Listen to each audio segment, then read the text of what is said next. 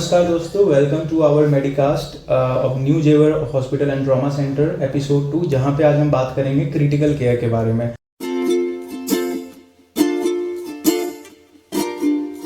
आज के जो हमारे गेस्ट हैं वो डॉक्टर अभिषेक अग्रवाल, जो कि क्रिटिकल केयर हेड हैं new Jewar hospital and trauma centre के।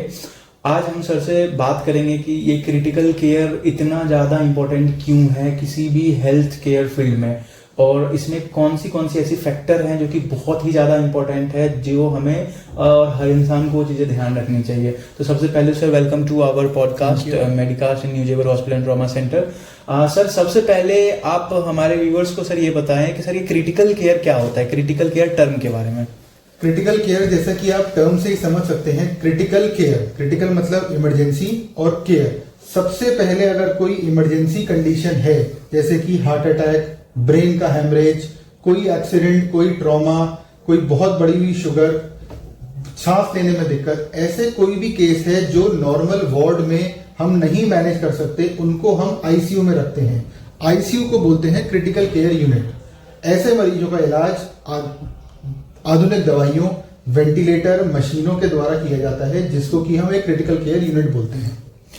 एक चीज और सर, जैसे कोई पेशेंट अगर सिक होता है तो कभी कभी लोग अवेयरनेस के अभाव में वो जज ही नहीं कर पाते हैं कि इसको क्रिटिकल केयर चाहिए या फिर एक जनरल केयर चाहिए। वो कभी दवाई दुकान वालों के पास लेके चले जाते हैं, या फिर कभी एक नॉर्मल जनरल क्लिनिक में लेके चले जाते हैं जहाँ पे वैसी सुविधाएं भी नहीं होती है। तो सर, हम डिसाइड कैसे करें कि ये जो पेशेंट है इसको क्रिटिकल केयर का पेशेंट है, इसको क्रिटिकल केयर की नीड है?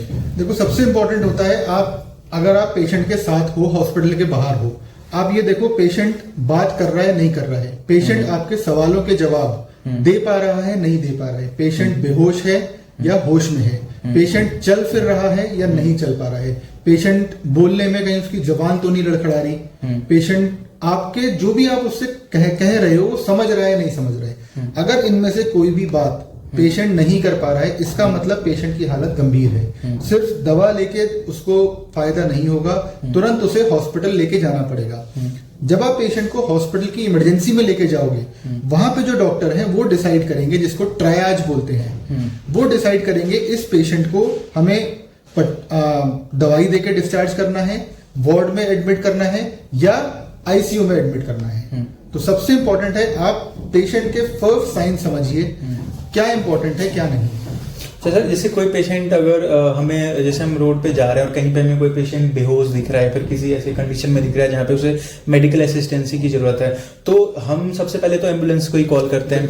तो जब तक एम्बुलेंस आ ना जाए और जब तक एम्बुलेंस में जो क्रिटिकल केयर के लोग होते हैं उनको हम पेशेंट हैंड ओवर ना कर दे, उस बीच में एज अ कॉमन मैन हम किस तरीके से उनकी हेल्प कर सकते हैं? देखो, एज अ कॉमन मैन आप CPR, कार्डियोपल्मोनरी रिससिटेशन, ये कर सकते हो अगर आपको इसकी थोड़ी बहुत नॉलेज है तो। आपको अगर कुछ भी नहीं आता, YouTube पे CPR की वीडियो अवेलेबल है। अगर पेशेंट बिल्कुल बेहोश है, बिल्कुल भी रिस्पॉन्ड नहीं कर रहा है, आप YouTube पे वीडियो लगाइए, उससे आपको जितना भी समझ में आए, आप हार्ट की पंपिंग और सांस, जब तक एम्बुलेंस आ रही है उतना आप कर सकते हो। इससे 100 में से कम नहीं तो 20 मरीजों की जान बचाई जा सकती है, अगर आप इतना भी कर देते हो तो।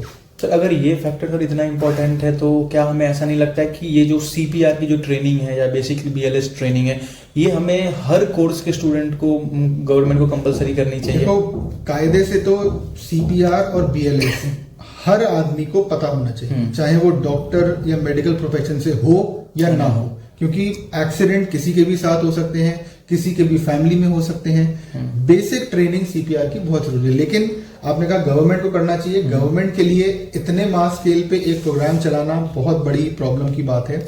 अभी हम हॉस्पिटल के ही स्टाफ को पूरी तरह से ट्रेन नहीं कर पाए हैं, आप कॉमन मैन को तो छोड़ ही दीजिए। तो ट्रेनिंग बिल्कुल होनी चाहिए, बट कितनी पॉसिबिलिटी है वो हमें काम करना है। सर, जैसे आपने बताया आईसीयू के बारे में, वहाँ पे जब पेशेंट आता है, जब कोई पेशेंट बहुत ही क्रिटिकली सिक होता है, तो वहाँ का सर माहौल क्या होता है? जो हेल्थ केयर प्रोफेशनल्स होते हैं, जो वहाँ पे नर्सिंग स्टाफ होते हैं, डॉक्टर्स होते हैं, मैंने कई बार देखा है कि बहुत स्ट्रेस वाला माहौल होता है, जहाँ पे डॉक्टर्स भी थोड़े रूड होते हैं। वहाँ पे हेल्थ केयर प्रोफेशनल्स के पसीने विंटर्स में भी आते रहते हैं। सर, आप थोड़ा बताएं कि वहाँ पे क्या माहौल होता है? यार देख, स्ट्रेस तो होता है, क्योंकि आपकी एक एक सेकेंड इंपॉर्टेंट है। वहां पे आपकी एक छोटी सी गलती किसी पेशेंट की जान लेने का कारण बन सकती है। स्ट्रेस होता है, मैं कहूंगा सब डॉक्टर्स रूड नहीं होते, वो इसलिए परेशान कई बार होते हैं क्योंकि उनपे वर्कलोड बहुत होता है। कई बार आईसीयू ऐसी जगह है जहां पे आपको दिन और रात काम करना होता है। आप अगर दिन में भी काम कर रहे हो, रात में भी काम कर रहे हो, आप सोए नहीं हो, थोड़ा सा चिड़चिड़ापन तो आ ही जाता है, ठीक है। बट हाँ, आईसीयू का माहौल अगर मैं बोलूं तो स्ट्रेसफुल बिल्कुल होता है। वहां पर हर एक सेकंड, हर एक मिनट की रीडिंग जो मॉनिटर पे आती है, जो हमारी दवाइयां हैं, वो बहुत इंपॉर्टेंट होती हैं। हर एक चीज का रिकॉर्ड रखना बहुत इंपॉर्टेंट होता है। आईसीयू अपने आप में एक, मतलब कहते हैं ना कि मैट्रिक्स होता है, जिसमें कि आपको हर चीज का पल पल की खबर होनी बहुत जरूरी है। एक सेकंड में पेशेंट ठीक हो सकता है और अगले ही सेकंड पेशेंट खराब भी हो सकता है।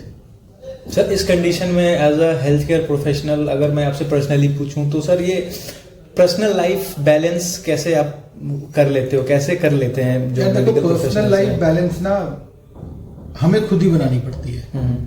आप अपनी जितनी आपकी शिफ्ट है उतना आप काम करिए, उसके बाद टेक अ ब्रेक।